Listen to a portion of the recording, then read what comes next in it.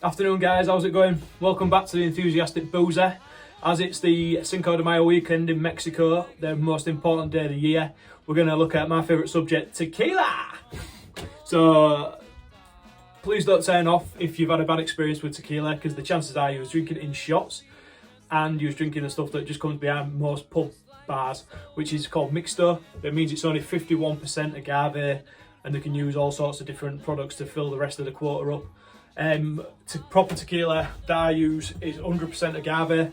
So an agave looks like a big cactus, but really it's more closely related to like a water lily.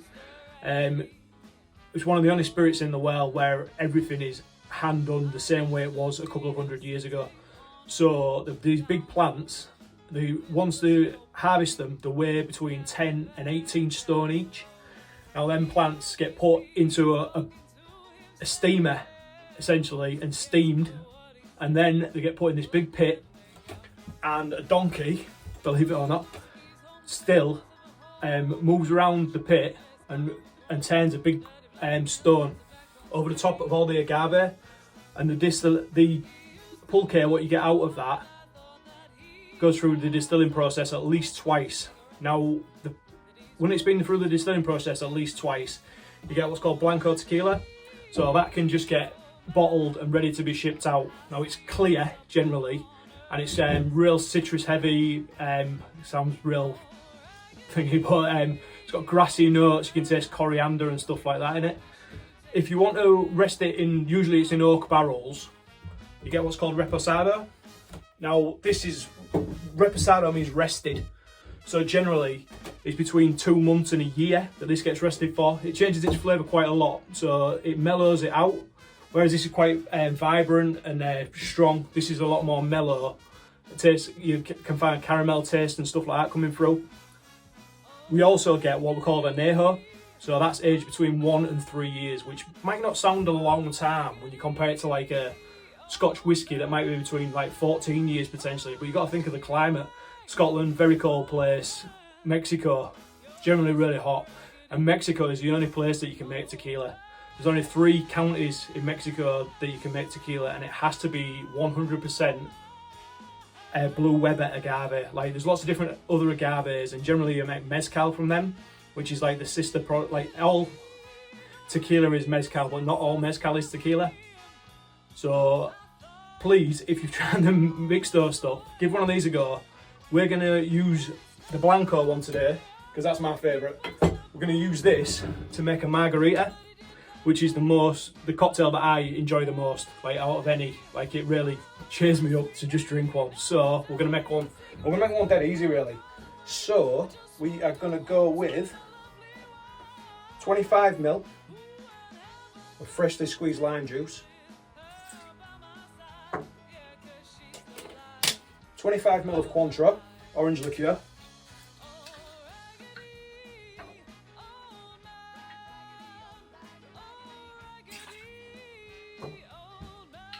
two shots of tequila.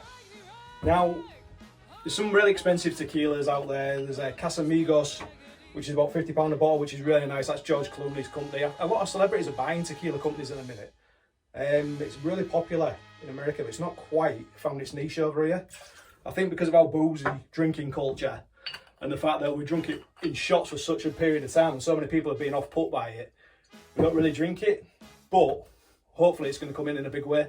So get on the bandwagon now, guys. And this is about £22 a bottle. The Reposado is about £26 a bottle. We can definitely get it from like your local supermarket. We're going to go about 10 ml of agave syrup.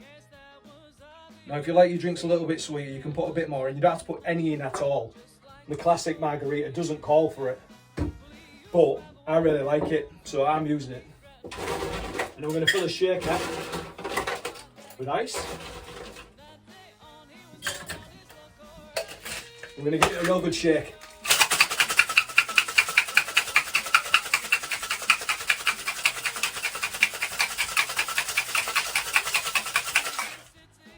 Now you can serve this a few different ways. Now, usually when you see it on the celly and in cocktail bars and stuff, it's served up in a cocktail coupe.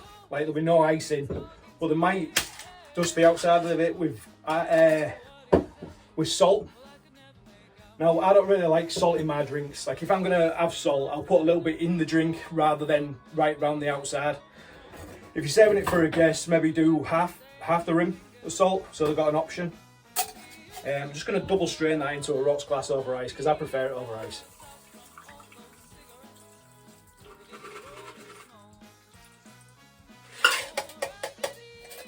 And I'm just gonna garnish that with a simple lamb wedge. And that, guys, is a margarita.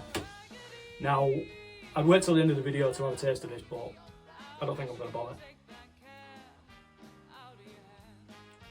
Oh my, it's absolutely delicious.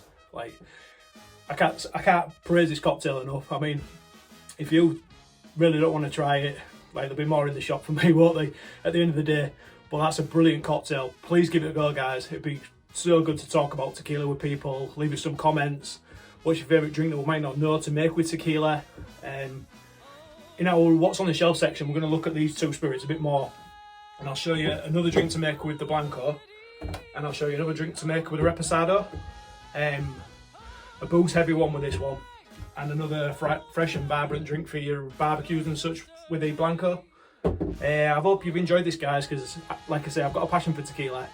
Just like I've got a passion for a lot of stuff on this channel. But this is my number one. I absolutely love it. Please get involved.